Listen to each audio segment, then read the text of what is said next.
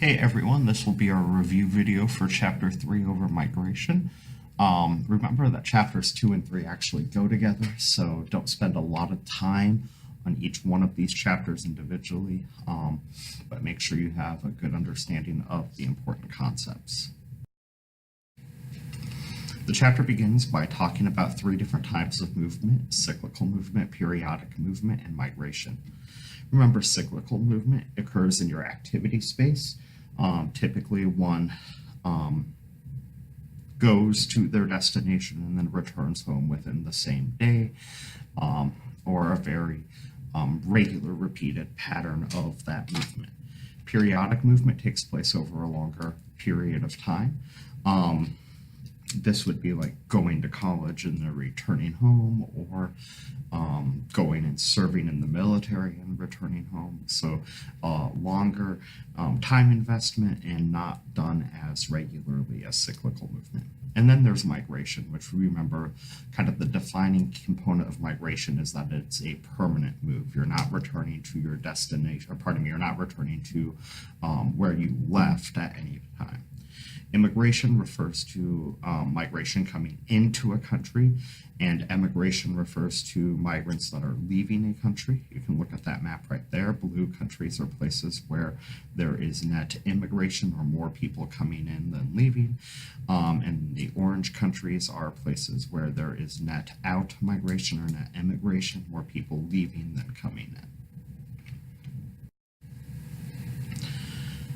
There are two broad categories of migration. First is forced migration. That is when the individual has no say over whether or not they will be migrating. You should think of the slave trade as an example of forced migration, as well as things that occur in large genocides like in the Holocaust or in Rwanda.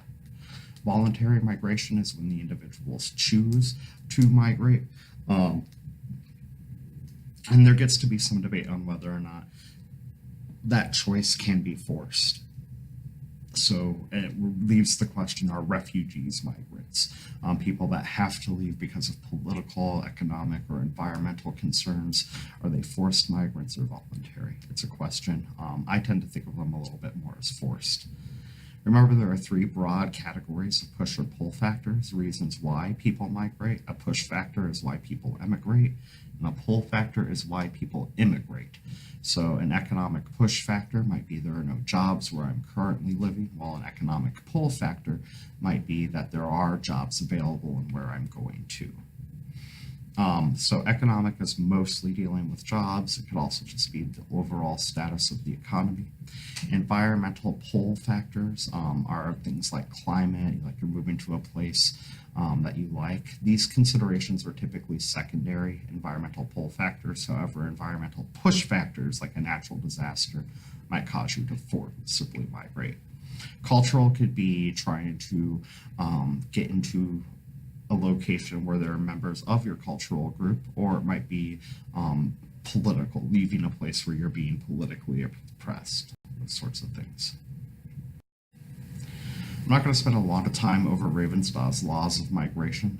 Just some key concepts that I've underlined here. First and number one is most migration is a short distance. People tend to not migrate as far. And think of it this way: most people you know have probably moved within Cedar Rapids at some point in their life. Fewer people have moved within Iowa, even fewer people have moved within the United States, and even fewer people have moved internationally. The fourth law of migration is this idea of a countercurrent, that with every influx of new migrants that you have to an area, you're going to have people that are living there already that are going to leave, and create a countercurrent of migration out of that destination.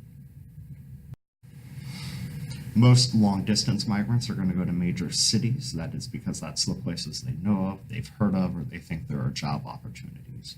And the last one I wanted to mention is that rural people are more likely to migrate than urban people. Once you're in a city, you are less likely to move around. This is all related to three things actually. First is distance decay. Remember that distance decay is the further away you get from the origin of a culture trait, the less likely you are to see that culture trait. This can be applied to migration. The further away a place is, or two places are from each other, the less likely there are to be migrants in those locations. The gravity model takes the distance decay, but also considers the size of the city involved or the size of the destination, with larger cities more likely to get migrants to them. And then remember, like, this is all related to the friction of distance. The further two places are apart, the less likely people are to move. Really spend time with these migration patterns, these era and waves, or peaks of migration to the United States. Come ask questions to me if you have questions, especially about the second era of European immigration. You really need to know who is coming to the United States, when, and why. Then some other things that we just want to note when talking about migration. First is undocumented migrants. These are people that are in a destination country, oftentimes illegally. The vast majority of undocumented migrants to the United States have come to the United States legally, but their visas have expired. And so they are oftentimes hard to find, track down. Your book is also going to talk about remittances. Remember that New Mexico is the host country for the majority, or not the majority, but the largest percent of migrants to the United States. Money that comes from the United States and flows back to family in Mexico are called remittances. However, like your book talks about, the current trend that we see with remittances is actually what we call reverse remittances. Families in Mexico are sending money to immigrants to the United States, their friends, their family, to help support them here. So there's actually right now more money coming into migrants living in the United States from Mexico than there is money going from the United States to Mexico. A quota is a limitation on the number of migrants. The United States has a quota. Most countries have some sort of quota, limiting the number of new migrants to their country every year. And oftentimes they will put specific quotas on specific countries, hemispheres, or regions in the world. Brain drain is when you have a large-scale emigration of smart or talented people.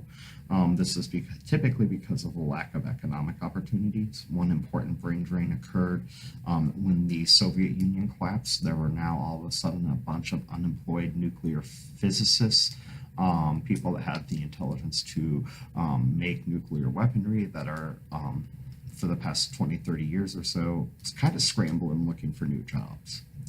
And then guest workers are people who are temporary migrants to a region that are working on usually a very specific project, or have a very limited scope of what they can do while they're being a migrant. Remember, step migration is when migration is broken down into chunks. So if someone wanted to move from, let's say,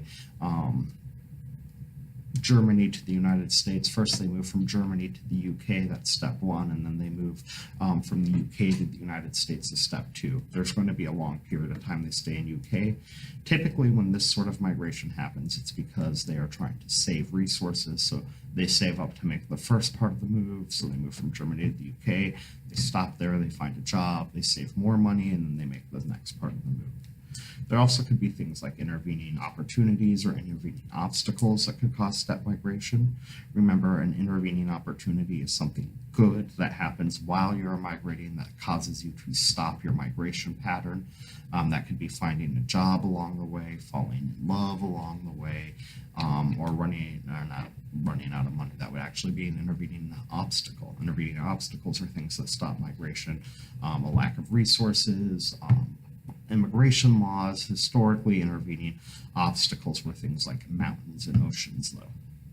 And then chain migration is when one member of a community or a family migrates somewhere and then kind of calls back and says, you all should follow. This creates specific corridors of migration that your book talks about. I would be familiar with some of those corridors. And then internal migration. Remember, the largest migration pattern in the world right now is urbanization, moving from rural areas to urban areas, with the United States being an important exception. Our migration pattern, our most common one, is suburbanization, or moving from urban to suburban. This is different than counter-urbanization. Counter-urbanization is when one moves from an urban area to a rural area. Typically, these people are retiring and want to get away from the chaotic city life. And then do make some time to review what's going on with Brazil. They tried to foster internal migration by moving the capital, creating a forward capital and kind of more centrally located part of the country in Brasilia.